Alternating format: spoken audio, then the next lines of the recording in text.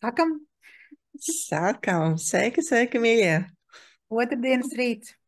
Jums otrdienas rīts, mums, kā vienmēr, Mhm. nedaudz agrāk. Nu, ko, ir pienācis tas brīdis, kad mums ir jāsāk stādīties priekšā katrā savu video sākumā. Tad tie, kas mūs vēl nepazīst, mans vārds ir Dācis Pāre. Es esmu personības izaugsmes trenere, mediātore un dziļo traumu dziedinātāja. Es esmu Linda. Linda Liepa no Liepājas pagaidām. Un es esmu astrologs jau 20, jāskait cik gadus, 26, daudz gadus. Jā, nu, es savu šo lomu pildu 10 gadus, mazliet mazāk, man tā karjera ir. Jā, un mēs abas kopā esam Latvietes talanti projekta autores, šī nama saimnieces. Mēs te visu kontrolējam. Nu, cik tu mēs spējam kontrolēt? Jā. Nu, Jā, ir jā, mēs noticis, turam roku uz pulsa. Jā. ir noticis tas brīdis, kad šie te mūsu video tiek publicēti vairs ne tikai Facebook slēgtajā grupā, bet arī YouTube kanālā. Tātad, nu, tie, kas bija iepriekšējā video, tie arī ir nopublicēti. Visi tā kā diezgan vienlaicīgi parādījās, ja tad 2 dienu laikā. Un, nu, tāpēc arī nedaudz jāsāk mainīt šīs te video formāts, kā mēs ar jums sarunājamies. Tad šī te stādīšanās priekšā tad piederēs pie lietas. Jā, Linda, nu kā jūties? Nu, labi jūtos. Es jau tev pirmīt aizkadrā teicu, ka labi, ka ir tā, ka šie te jau pāriešana uz YouTube nenotika tā kā uzreiz, ka mēs jau tik daudz video ierunājām, un galu beigās mēs no 19. jūnija, nē, 19. Jā, māja strādājam kopā. Un tas nozīmē, ka tūlīt būs tātad 19. mājas, tad pagāja 2 mēneši. 2 mēneši, jā. Nu, kad man nebija uzreiz šis te sitiens uzreiz jāielec, jo es esmu no tiem, kas attiecībā uz vizuālo materiālu, un tāds kāds viņš ir video materiāls, es esmu ļoti piesardzīgi. Man ir grūti tajā grūti rādīt sevi šādā formātā, un tāpēc slēgtās grupas, slēgtās ienas priekš manis ir saprotams. No sākuma es viņas iemācījos, un tas arī negāja viegli. Nu, tas viss atceramies visu koronu laiku, ja, tad mums nācās daudz ko iemācīties, un paldies Dievam. Bet iziet tā, priekš manis jau tā ir milzīga iziešana no komforta zonas šādā veidā. Vispirms šeit, kā mums tā tomēr ir kaut arī slēgta, bet publiska grupa. Nu, un YouTube tas man ir, jā, nu, tas man ir tā kā solis, zinu, kosmosā, apmēram tā. Tātad kosmonauts ir izkāpis uz mēnesi, tad brīnās, bet kopumā es jūtos labi, jā. Mm. Jā, man šī pieredze ar savu video publicēšanu ir nedaudz garāka. Tieši YouTube arī bija jau izpiešanas tiesas projekta ietvaros, tātad es jau biju video taisījusi. Un es arī atceros, ka paši pirmie video bija nu tā tiešām ļipatrīcēji. Jā, nu, pirmkārt jau es sākumā tos video, kurus ierakstīju, es viņus nepublicēju publiski, viņi bija tikai tajā šaurajā lokā webināru klausītājiem. Un tad pamazām, tad es izlēmu, ka nu, tas, kas ir webināri ierakstīti, lai skatās visi, ja, ka es nenodarbošos ar aktīvu tirgošanu un stāstīšanu, kas tāds ir, nu, tāds labs rīks, mācieties, lietojiet un maksājiet pēc tam jau pēc savas saprašanas, cik tas jums ir bijis vērtīgi. Bet, nu, protams, smieklīgi ir skatīties, kā man ir tā ļipatrīcēs tajos pirmos webināros, ja, kad pirmkārt, man nebija tehniskais aprīkojums. Ja, tāda nu, pati parastākā datora kamera, tās pašas austiņas, ar kurām es klausos, un tas ļoti vājais mikrofons, kas bija tur. Man gan meita toreiz ļoti čakli palīdzēja visu šo te aprīkojumu, tā kā profesionālāku kameru, profesionālāku mikrofonu, tā pašu apgaismojumu, lai nu, tā kā parastā galda lampa jāstatē vienmēr sev acu priekšā tā ieraksta laikā. No kaut kādu fonu vairāk noformēt, jā, tā kā tas ir nu, noticis pamazām. Jā, un mums noteikti ir 4, kur augt, jo nu, šī video apstrāde vēl pagaidām tādā bērnautiņos, atklāt sakot, jā, bet jūs mums to piedosiet, jo nu, pagaidām jau mēs vairāk spiežam uz saturu, nevis uz to kaut kādiem vizuāliem efektiem, ja tā kā vizuāli efekti ir minimāli, bet ar laiku, kad jau mēs attīstīsimies, ja mēs turpināsim, tad noteikti arī attīstīsimies šajā jautājumā. Jā, nu ko, par šo tēmu patiesībā es labprāt arī parunātu vairāk. Par uzdrošināšanos publiski iziet sabiedrībā, pieteikt sevi, jo šī tēma ir svarīga mums pilnīgi visiem. Es atceros, mācījos biznesa skolā, jākārto mums bija eksāmeni, un īpaši tas loģiski darba aizstāvēšana bija, protams, komisijas priekšā bija kursabiedrene, kura jau bija beigusi bakalaurs un bija maģistros tomēr tikusi, un viņai bija milzīgas problēmas, pilnīgi fobijas ar runāšanu publiski. Un es, protams, tajā laikā man nebija visi šie krūtie rīki, ar kuriem strādāju tagad, un es tikai skatījos uz viņu, kā tas nabaga cilvēks mokās. Ja jūs esat to cilvēku lokā, kuriem ir fobija runāt publiski, tad ziniet, ka palīdzība ir pieejama. Ja, tad šīs fobijas var atlaist. Tas viss balstās jūsu līdzinājā pieredzē, tās ir jūsu traumas, kas ir iegūtas 3 dažādos veidos. Tad viens galvenais avots, kas visvairāk mums ietekmē, ir šī inkarnācija, piemēram, bērnībā, skolā, mājās. Kāds kaut ko pateica, tad, kad jūs publiski runājāt. Otrs variants, tā ir cita inkarnācija, tā ir veselas pieredze, kur ir kāda cita dzīve bijusi, un kur arī kaut kas ir noticis saistībā ar publisku runāšanu, vai izcelšanos, vai, piemēram, skriešanu armijā priekšējās rindās, kur tad tie zaudāti tika nošauti. Ja, tad tos, kurus redzēja, tos šāva nost. Tos, kurus neredzēja, kas tad ierakumos, tie bija drošībā. Vai arī vēl trešā iespēja, tā ir mūsu dzimtas pieredze, un latviešu tautai ir pieredze ļoti smaga, jo bija KGB laiki, kad arī par mucu palaišanu varēja atrauties, jā, tad varēja nokļūt aiz rūtotiem logiem, un jā, mūsu ģimenē kāds ir tur nokļuvuši, vai tikai ir baidījušies, tad šīs bēlas var mums nākt arī tā kā ar māc pienu. Jā, bet es zinu, ka kaut kas tāds varētu būt ar astroloģiju, tāds zvaigznēs rakstīts, jo noteikti, jo citiem izpaužās ārā, citiem mazāk. Tad, ko tu, Linda, var ieraudzīt zvaigznēs? Zvaigznēs par šo tēmu atbild vairākas vietas horoskopā. Konkrēti tātad gan uzdrošināšanās, drosmes daudzums, ja tad procentālie drosmes daudzuma, noturība tajā, vai tas ir tikai tāds, kad es uz vienu brīdi saku jā, un pēc tam es aizbēgu plinti krūmos. Un ir tā saucamā vieta horoskopā, kas ir vispār tas publiskā runa, ja kā tāda, tā kā publiskā uzstāšanās, publiskā runa. Ir aktieru mākslas dotību vieta horoskopā, cik viņi ir attīstīta vai viņi nav attīstīta. Ir vispār gestikulācijas, tātad pirmais, ar ko es esmu piedzimis, tātad kā man redz pasauli, otrais, kā es pats sevi pozicionēju. Ļoti daudz ir par šo horoskopu, patiesībā ir pilns un varētu vienam cilvēkam konsultācijā tikai šo tēmu stāstīt, par viņu, nezinu, 1-2 apmēram, kā viņš izpaužās. Un tur jau ir tā lieta, ka te viss kaut kas var būt tāds, kas ir ar mīnuszīmi, un viss kaut kas var būt tāds, kas ir ar pluszīmi, un varbūt abi un abejādi. Un dažādos dzīves posmos var izpausties ļoti dažādi. Un, protams, ka šajā ziņā attiecībā uz bailēm publiskoties vai uzstāties vai iet kaut kādā ēterā, tur parādīsies arī kaut kas, kāpēc nē. Un tas kāpēc nē, visticamāk, tad ir tas dziedināmais stāsts. Jo viņš būs ne tikai šajā inkarnācijā, viņš būs tur, stāsts ir arī par mātes un tēva grēkiem, ja mēs tā pievelkam. Ja. Zini, daudz tur ir par šo tēmu, daudz vienkārši es tagad, kad tā sāku domāt un meklēt tajos apcirkņos šo te, kas ir tavā arsenālā, ko tu ar to var darīt. Ja cilvēks, kurš zina astroloģiju, kurš zina savu horoskopu, nāk pie tevis, piemēram, ar konkrētiem, 11 uzstādījumiem, man vajag izdziedināt to un šito, un arī vēl to, un šito, un arī šito, un šito, tad viņš droši vien var pilnībā un galīgi iet uz teātru skatuves. Bet ir tas ir tā kā fakts, ja, kad ir cilvēki, kuriem tas uzreiz ir, viņiem nav nekas, ne jādzietina, viņi vienkārši ir piedzimuši tādi, viņi ir piedzimuši skatuvēji. Tā kā lausi ir dzimušas brīvībai, tā ir cilvēki, kas ir dzimuši skatuvē, un viņiem nekādu traumu nekad nekur. Saprot, kā ir vienkārši cilvēki, kur ir tendēti uz tām traumām tajā kaut kamī, tajā tēmā. Un ir cilvēki, kuri tajā tēmā vienkārši jūtās kā zivs ūdenī. Un līdz ar to viņiem nekad nevajadzēs neko nedziedināt, ne domāt par to.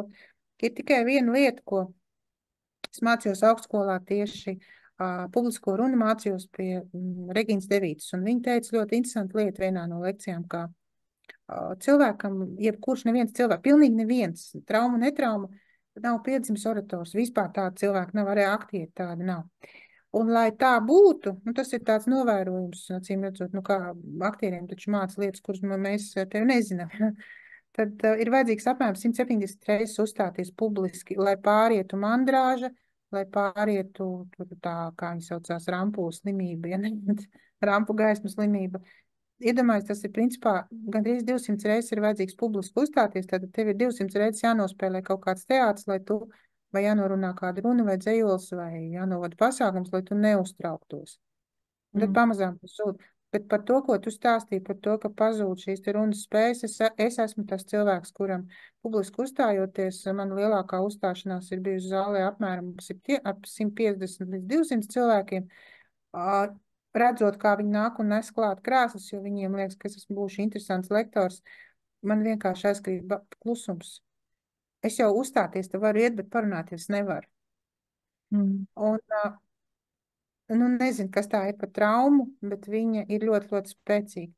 Un tad ir vienkārši jāpadzerās ūdens, tu jau, tev ir jāatsēžās, jānoslauka sviedri, no pieres sākās tāds kā pilnīgi no ārprāta sākās reāls, un tad tu sāc lēniņām iet un kaut ko darīt, jo, tas bet vienkārši saprot, tas bez balss.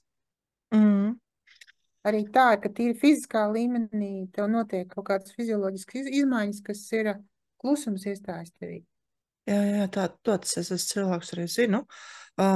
Es teicu par to, ka šīs traumas bērnībā tur skolotāji vecāki kaut ko sadarīja. Es tad pēkšņi atcerējos vienu gadījumu. Tas ir no manas šīs karjeras, no šī darba, ko es tagad daru, bet patiesībā no karjeras, jā, bet ne no šī darba. Es ļoti sen strādāju par skolotāju. Mācīju bezdarbniekiem datorus, un manā skolā direktora vietnieks bija, kurš vairs neuzstājās izlaidumos uz skatuves. Viņš paskaidroja, kāpēc. Viņš vienreiz uz šīs skatuves ir noģības.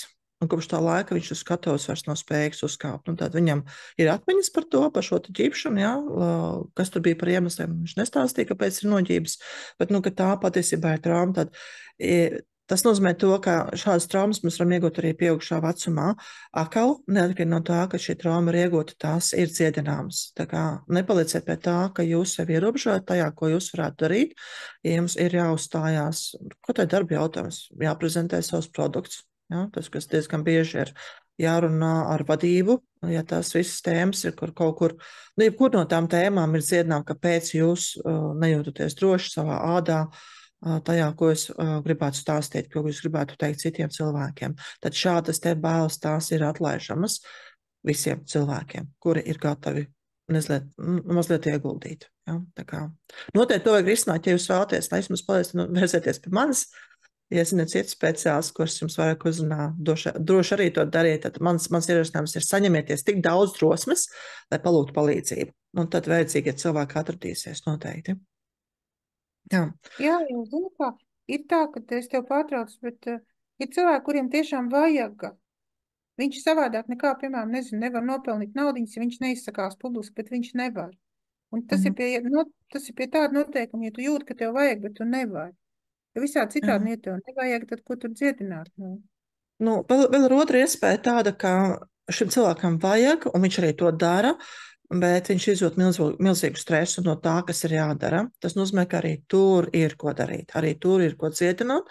Tad mums uzstāties publiski nav jājūt stress. Mēs jūtam stresu, ja mums ir zemapziņā kaut kur iekšā zināšana par to, ka publiski uzstāšanās ir bīstama, vai runāšana ar vadību ir bīstama, vai būšana redzamam ir bīstama.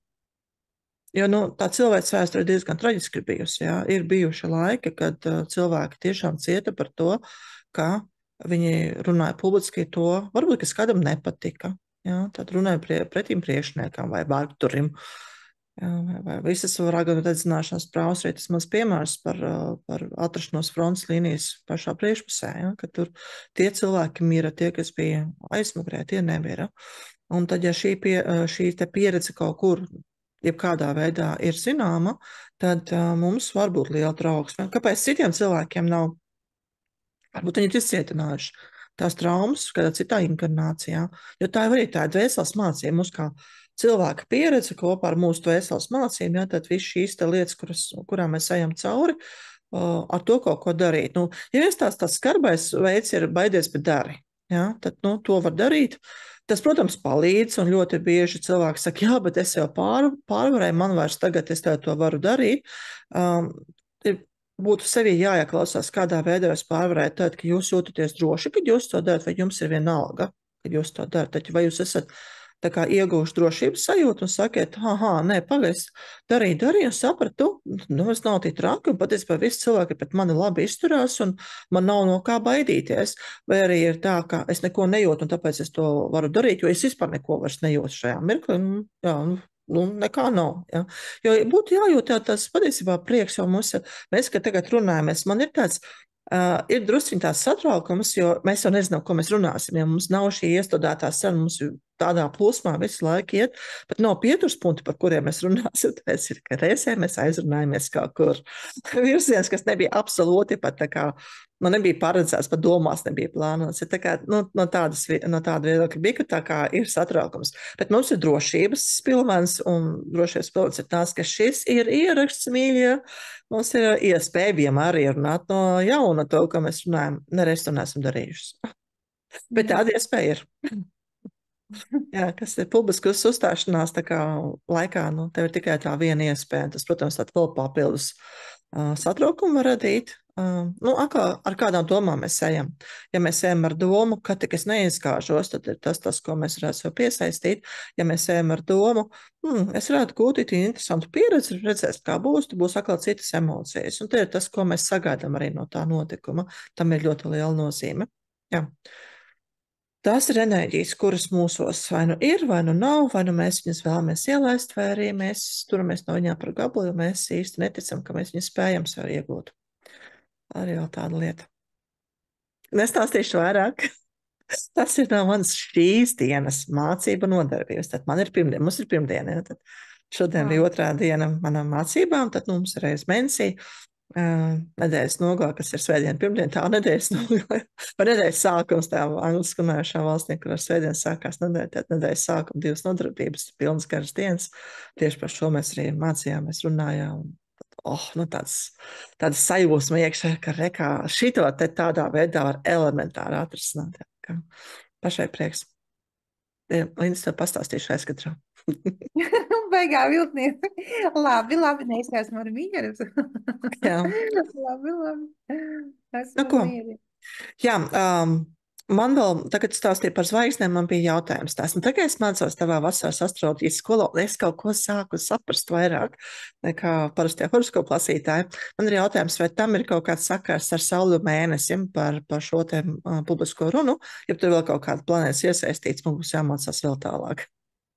Publiskā runa viennozīmīgi ir saistīta ar Sauli. Tātad Saule pat par sevi ir manifestācija, tāda uzstāšanās kā tāda. Tas ir Saules stāsts, jā.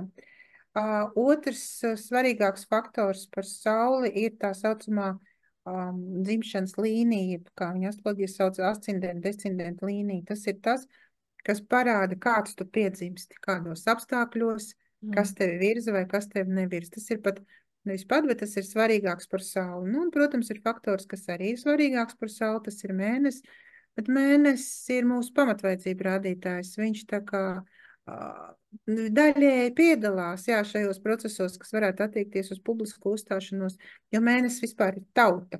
Un tātad, ja mēs lielajā izpratnē, un kā mēs uztveram tautu, vai mēs gribam būt viņas mīlēti varoņi, vai mēs gribam sēdēt tajā zālē un vienkārši skatīties, jo mēnesis pats par sevi vienmēr ir skatītāja lomā. Saule vienmēr ir uz skatuves, mēnesis vienmēr zālē skatās un plaudē saulē, ja?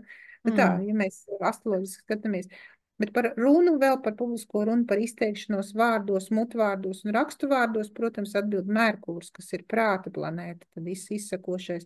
Te katrai planētai īstenībā priekš publiskās runas ir sava nozīme. Ja mēs šādi traktējam, visu paņemam tā pa dziļo, visu paskatāmies, tad katrai sava nozīme. Jo katra piemēram, tā pati Venēra, kur sakoja Merkūru, viņi parādīs to, kā es gribu izskatīties, cik es gribu būt smuki. Un pēc tam nākamais Mars, kurš kā es gribu kaut ko, vai es gribu viņiem kaut ko pateikt, vai es viņiem negribu kaut ko pateikt, vai es gribu sasist kotletē, vai ko es gribu. Tātad šis te dinamika, tātad šis temps, tas arī pie publiskās runas. Tad ir tālākas, lēnākas planētas, kuras parāda to, horoskopā, kur viņas ir iemuņķētas, kā mani uztvers, kā mani godinās, kā mani rādīs, vai kā mani pels, kā mani sitīs kotletē, kā mani sazāģēs 1000 mazos lācīšos, un viss. Nu, var sakot, katrai planētai ir sava nozīme šajā. Plus planētas savā starpā veido tā saucamās laika līnijas, par kurām tu runā, un tātad astroloģija ir pilnīgi skaidrs, kas tas ir un kurā dzīves brīdī, tagadējā vai iepriekšējā, kurā mēs esam pārgājuši kādam ceļu. Un šīs te laika līnijas arī ļoti stipri rāda, ka viņas, zini, kā ir, tev tas noteikti nepatiks, bet viņas nevar izdziedināt. Tāpēc, ka tu tur esi pārgājis ceļu. Jā, tu vari kaut kā ar to, jo tur ir piedalījušies 2 cilvēki vai vairāk cilvēki. Tu nevar ietekmēt arī tā cilvēka gribu, kurš tajā brīdī, jo mēs nezinām, kāpēc viņš ir iedomājies, ka tu viņam esi pārgājis ceļu. Tā var būt arī muļķība. Tas var būt jebkas. Tā var būt ļaunība, tu varbūt esi bijis ļauns. Tad tik daudz lietas ir jādziedina pirms tam.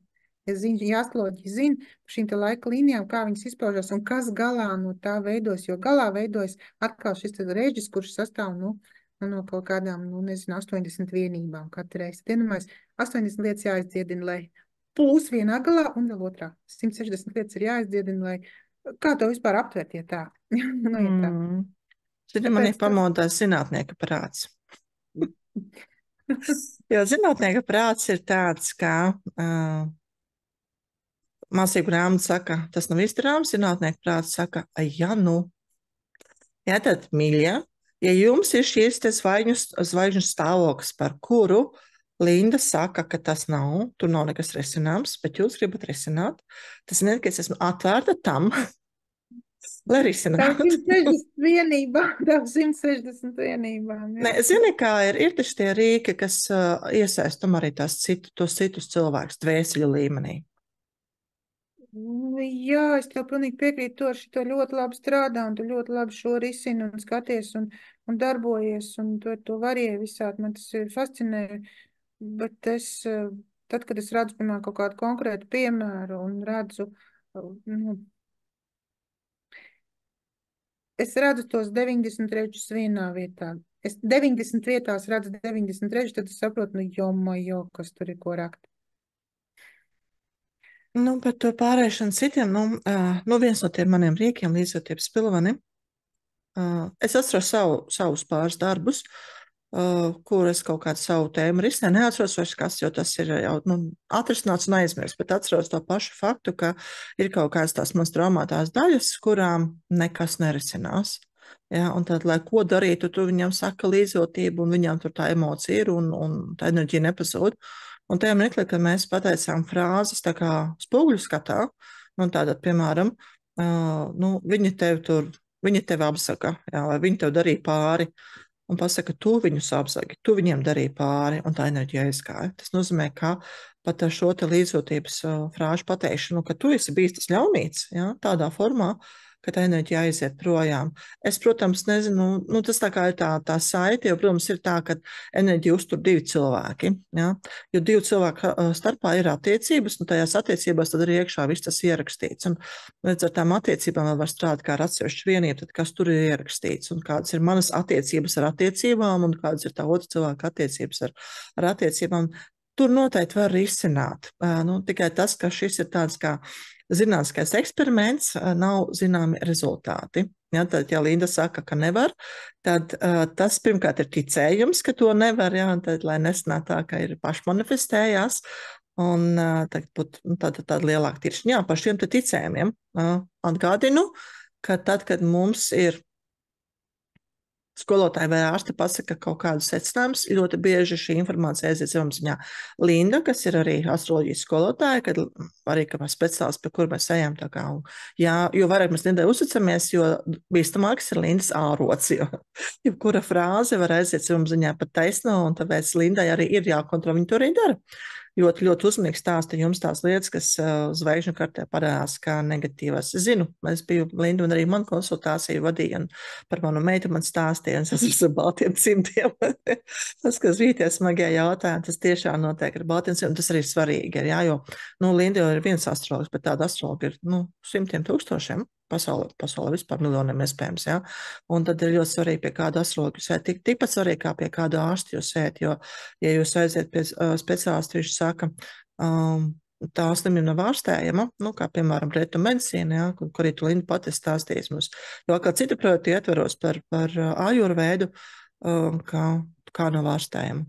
Bet ja ārsts pasaka, tā nav ārstējama, tad tas aiziet, līdzīgi kā lāsts, ja, ka mēs vairs neticam, un, protams, mēs pārstājam meklēt. Bet patiesībā, ko ārsti ar to frāzi ir domājuši, ka ar viņiem zināmajām metodēm šī slimība nav ārstējama.